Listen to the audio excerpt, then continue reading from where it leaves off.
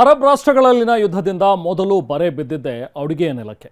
ಅದರಲ್ಲೂ ವಾಣಿಜ್ಯ ಬಳಕೆ ಸಿಲಿಂಡರ್ಗೆ ಹಾಹಾಕಾರ ಶುರುವಾಗಿದ್ದು ಒಂದೊಂದೇ ಉದ್ಯಮಗಳಿಗೂ ಕೂಡ ಹೊಡೆತ ಬೀಳ್ತಾ ಇದೆ. ಹಾಗಾಗಿ ಉದ್ಯಮಗಳು ಈಗ ಬಾಗಿಲು ಮುಚ್ಚುತ್ತಾ ಇವೆ. ದೇಶಾದ್ಯಂತ ಸಿಲಿಂಡರ್ ಸಂಕಷ್ಟಕ್ಕೆ ಸಿಲುಕಿ ಹೋಟೆಲ್ ಉದ್ಯಮ ವಿಲವಿಲ ಅಂತ ಇದೆ. ಇದರ ನಡುವೆ ಕೆಎಂಎಫ್ನ ನಂದಿನಿ ಉತ್ಪನ್ನಗಳಿಗೂ ಕೂಡ ಗ್ಯಾಸ್ ಸಂಕಷ್ಟ ಎದುರಾಗಿದೆ. ನೋಡಿ, ಗ್ಯಾಸ್ ಕೊರತೆಯಿಂದ ನಾವು ಯೂಸ್ ಮಾಡ್ತಾ ಇದ್ದೀವಿ.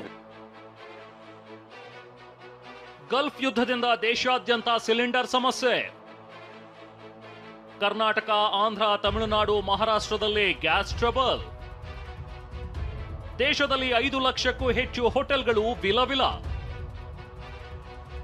ಗಲ್ಫ್ ಯುದ್ಧದಿಂದಾಗಿ ದೇಶದಲ್ಲಿ ಗ್ಯಾಸ್ ಎಮರ್ಜೆನ್ಸಿ ಉಂಟಾಗಿದೆ. ದೇಶದಾದ್ಯಂತ ಗ್ಯಾಸ್ ಸಿಲಿಂಡರ್ಗಾಗಿ ಹಾಹಾಕಾರ ಶುರುವಾಗಿದೆ. ಕರ್ನಾಟಕ ಮಾತ್ರವಲ್ಲ, ಆಂಧ್ರಪ್ರದೇಶ, ತೆಲಂಗಾಣ, ಮಹಾರಾಷ್ಟ್ರ, ತಮಿಳುನಾಡು, ಉತ್ತರ ಪ್ರದೇಶ, ದೆಹಲಿ ಸೇರಿದಂತೆ ದೇಶಾದ್ಯಂತ ಹಾಹಾಕಾರ ಉಂಟಾಗಿದೆ. ವಾಣಿಜ್ಯ ಎಲ್ಪಿಜಿ ಸಿಲಿಂಡರ್ಗಳ ಕೊರತೆಯಿಂದಾಗಿ ದೇಶದಲ್ಲಿ 5 ಲಕ್ಷಕ್ಕೂ ಹೆಚ್ಚು ಹೋಟೆಲ್, ರೆಸ್ಟೋರೆಂಟ್ಗಳು ಬಂದ್ ಆಗುವ ಭೀತಿಯಲ್ಲಿವೆ. ಮುಂಬೈ, ದೆಹಲಿ ಮತ್ತು ಬೆಂಗಳೂರಿನಂತಹ ಪ್ರಮುಖ ನಗರಗಳಲ್ಲಿ ಹೋಟೆಲ್ ಊಟ ದುಬಾರಿಯಾಗಿದೆ. ಈ ನಡುವೆ ನಿನ್ನೆ ದೇಶಾದ್ಯಂತ ಪೊಲೀಸರು 6,000 ಕಡೆ ದಾಳಿ ಮಾಡಿದ್ದಾರೆ. ಅಕ್ರಮವಾಗಿ ಸಂಗ್ರಹಿಸಿಟ್ಟಿದ್ದ 1,000 ಸಿಲಿಂಡರ್ ವಶಕ್ಕೆ ಪಡೆದಿದ್ದಾರೆ. 17 ಎಫ್ಐಆರ್ ದಾಖಲಿಸಲಾಗಿದೆ. ತೆಲಂಗಾಣದಲ್ಲಿ 1,000 ಕಡೆ ದಾಳಿ ನಡೆಸಲಾಗಿದೆ.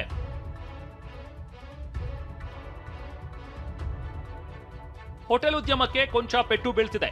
ಗೃಹ ಬಳಕೆ ಸಿಲಿಂಡರ್ ಪೂರೈಕೆಗೆ ಆದ್ಯತೆ ನೀಡಲಾಗಿದೆ. ಇದರಿಂದ ಕಂಗೆಟ್ಟಿರುವ ಹೋಟೆಲ್ ಮಾಲೀಕರ ಅಸೋಸಿಯೇಷನ್ ಪ್ರಧಾನಿ ನರೇಂದ್ರ ಮೋದಿಗೆ ಪತ್ರ ಬರೆದಿವೆ. ಹೋಟೆಲ್ ಉದ್ಯಮ ಸಂಕಷ್ಟಕ್ಕೆ ಸಿಲುಕಿದೆ. ಸಿಬ್ಬಂದಿ ಕೆಲಸ ಕಳೆದುಕೊಳ್ಳುವ ಸ್ಥಿತಿ ಇದೆ. ಕಮರ್ಷಿಯಲ್ ಸಿಲಿಂಡರ್ ಪೂರೈಕೆ ಮಾಡಿ ಅಂತ ಮನವಿ ಮಾಡಿಕೊಂಡಿದ್ದಾರೆ. ಗ್ಯಾಸ್ ಸಿಗದಿದ್ರೆ 2 ದಿನದಲ್ಲಿ ನಂದಿನಿ ಸ್ವೀಟ್ಸ್ಗೆ ಬ್ರೇಕ್. ಗಲ್ಫ್ ಯುದ್ಧದ ಬಿಸಿ ಕೆಎಂಎಫ್ಗೂ ತಟ್ಟಿದೆ. ಪೇಡ, ಬರ್ಫಿ, ಲಾಡು, ತುಪ್ಪ, ಚಕ್ಕುಲಿ, ನಿಪ್ಪಟ್ಟು ಅಂತ ನಂದಿನಿ ಬ್ರ್ಯಾಂಡ್ನಲ್ಲಿ ಕೆಎಂಎಫ್ 106 ಉತ್ಪನ್ನಗಳನ್ನ ತಯಾರಿಸುತ್ತೆ.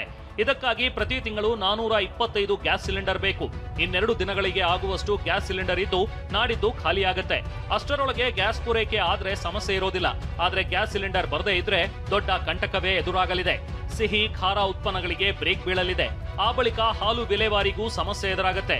ಈ ಬಗ್ಗೆ ಪ್ರತಿಕ್ರಿಯಿಸಿರೋ ಕೆಎಂಎಫ್ ಎಂಡಿ, ತುರ್ತು ಸಮಸ್ಯೆ ಆದ್ರೆ ಉತ್ಪಾದನೆ ಪ್ರಮಾಣ ಕಡಿಮೆ ಮಾಡ್ತೇವೆ ಎಂದಿದ್ದಾರೆ. ಫುಲ್ಲಿ ಕಮರ್ಷಿಯಲ್ ಗ್ಯಾಸ್ ಇದೆ. ಗ್ಯಾಸ್ ನಿಂದನೇ ಉತ್ಪಾದನೆ ಮಾಡ್ತಾ ಇರೋದ್ರಿಂದ ಬೇರೆ ಬೇರೆ ಪ್ಲಾಂಟ್ಗಳಲ್ಲಿ ನಾವು ಪೌಡರ್ ಪ್ಲಾಂಟ್ಗಳು ಇಲ್ಲೆಲ್ಲವೂ ಕೂಡ ಬ್ರಿಕೆಟ್ಸಿಂದ ಯೂಸ್ ಅಂದರೆ ಸೌದೆಯನ್ನು ಬಳಸ್ಕೊಂಡು ನಾವು ಬಾಯ್ಲರ್ನ ಕೆಲಸ ಮಾಡ್ತಾ ಇದ್ದೇವೆ. ಇಲ್ಲಿ ಇರುವಂಥದ್ದು ಬಾಯ್ಲರ್ ಸಿಸ್ಟಮ್ ಏನಿದೆ, ಗ್ಯಾಸ್ ಬಳಸ್ಕೊಂಡು ಮಾಡೋದ್ರಿಂದ ಗ್ಯಾಸ್ ಅಗತ್ಯ ಇದೆ, ತುರ್ತು ಕೂಡ ಅಗತ್ಯ ಕೂಡ. ಹಾಗಾಗಿ ರಿಕ್ವೆಸ್ಟ್ ಮಾಡಿದ್ದೀವಿ. ಇದು ಬೆಂಗಳೂರಿನ ವಿಜಯನಗರದ ಆರ್ಪಿಸಿ ಲೇಔಟ್ನಲ್ಲಿರೋ ನ್ಯೂ ಎಸ್ಎಲ್ವಿ ಹೋಟೆಲ್. ನಿತ್ಯ 15 ಲೀಟರ್ ಹಾಲು ಪೂರೈಕೆ ಆಗ್ತಿತ್ತು. ಎಂದಿನಂತೆ ಮಾಲೀಕರು ಶಾಪ್ ಓಪನ್ ಮಾಡ್ತಿದ್ದಂತೆ ಹಾಲಿನ ಚೀಲವನ್ನ ಒಳಗೆ ಇಟ್ಕೊಳ್ತಿದ್ರು. ಆದ್ರೆ ಇಂದು ಹೋಟೆಲ್ ಬಂದ್ ಆಗಿದ್ದು ಹೋಟೆಲ್ ಮುಂದೆಯೇ ಹಾಲಿನ ಪ್ಯಾಕೆಟ್ಗಳು ಅನಾಥವಾಗಿದ್ವು. ಇನ್ನು ಜೆಪಿ ನಗರದ ಡಾಲರ್ಸ್ ಕಾಲೋನಿಯಲ್ಲಿರೋ ಅಂಬೂರ್ ಬಿರಿಯಾನಿಗೂ ಗ್ಯಾಸ್ ಸಂಕಷ್ಟ ಎದುರಾಗಿದೆ. ಗ್ಯಾಸ್ ಇಲ್ಲದೆ ರಸ್ತೆಯಲ್ಲಿ ಸೌದೆ ಒಲೆಯಲ್ಲಿ ಅಡುಗೆ ಮಾಡುವಂತಹ ಪರಿಸ್ಥಿತಿ ನಿರ್ಮಾಣವಾಗಿದೆ.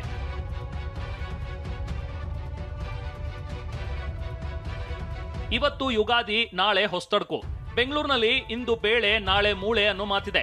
ಹೀಗಾಗಿ ಹೋಳಿಗೆ ಖರೀದಿಗಾಗಿ ಜನ ಮುಗಿಬಿದ್ದಿದ್ರು. ಮಲ್ಲೇಶ್ವರಂನ ಹೋಳಿಗೆ ಮನೆ ಗ್ಯಾಸ್ ಸಮಸ್ಯೆಯಿಂದಾಗಿ ಬಂದ್ ಆಗಿತ್ತು. ಇವತ್ತು ಹೋಳಿಗೆಗೆ ಡಿಮ್ಯಾಂಡ್ ಇದ್ದಿದ್ರಿಂದ ಸೌದೆ ಬಳಸಿ ಹೋಳಿಗೆ ತಯಾರು ಮಾಡಿದ್ರು. ಹೋಳಿಗೆ ಖರೀದಿಗಾಗಿ ಜನ 100 ಮೀಟರ್ ವರೆಗೂ ಕ್ಯೂ ನಿಂತಿದ್ರು. ಪ್ರತಿ ವರ್ಷ 6 ರಿಂದ 7 ಸಾವಿರ ಹೋಳಿಗೆ ತಯಾರು ಮಾಡ್ತಿದ್ರು. ಆದ್ರೆ ಗ್ಯಾಸ್ ಸಮಸ್ಯೆಯಿಂದಾಗಿ 2,000 ಹೋಳಿಗೆಗಳು ಮಾತ್ರ ರೆಡಿ ಇದ್ವು.